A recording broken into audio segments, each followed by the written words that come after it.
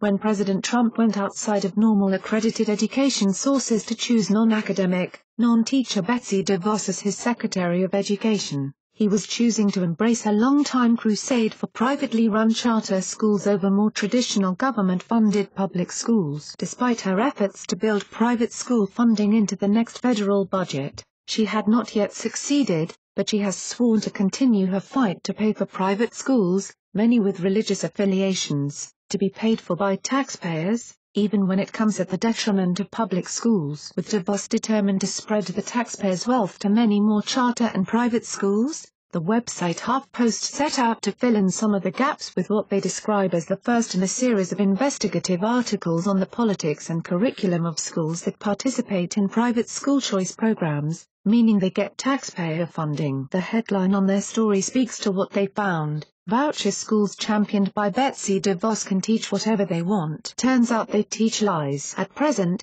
most taxpayer funds come to them through state-run school choice voucher programs now available in 14 states and the District of Columbia, or through tax credit options available in 17 states. That includes about 400,000 students nationwide currently in schools where they can use government-funded vouchers or receive tax credits, according to the education reform group EdChoice. Statistics on how much taxpayers are providing these schools are sketchy, but HuffPost found that in Indiana, where Vice President Pence was governor, about 4,240 students received $16 million in scholarships to attend Christian schools during the 2016-17 school year, according to the Indiana Department of Education. While in many ways these private schools look from the outside like public schools, they have teachers, classrooms, and students. What they are teaching in many, if not most cases is dramatically different, and often counters what in the secular world is considered scientific and historical facts. There is little comprehensive national data available that shows how many charter schools exist, let alone what they teach, or what standards they use to educate impressionable children. HuffPost set out to create the first database of private schools in states that offer taxpayer funding to those students and came up with a list of about 8,000 schools in 25 of the 27 states that offer voucher and tax credit programs. They then tracked down the affiliation of each school and found about 75% were religious-based,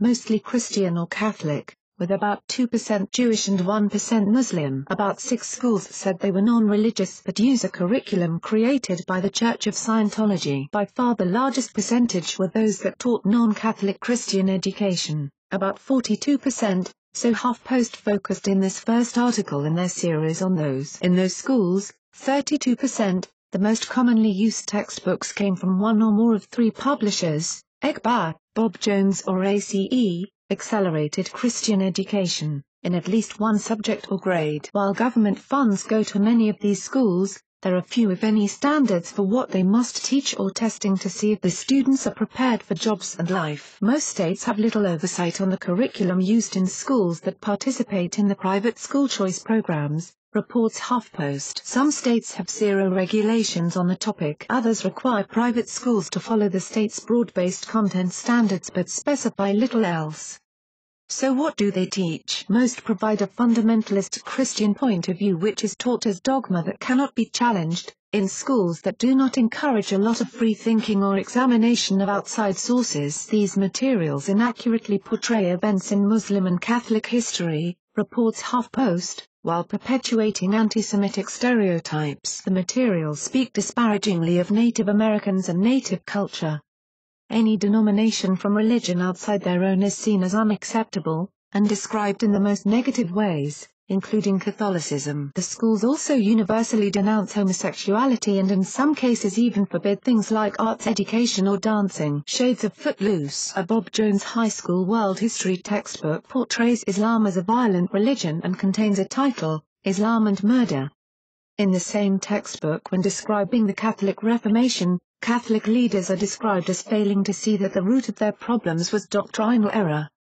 An expert on religions, David Brockman, a non-resident scholar at Rice University's Baker Institute for Public Policy, examined what HuffPost found and said he believed most Protestants would likely disagree with the theological and historical narrative portrayed. The textbook simply distorts history, wrote Brockman about one book he examined, and given the biblical command not to bear false witness, I would question whether a distorted history is consistent with Christian teaching.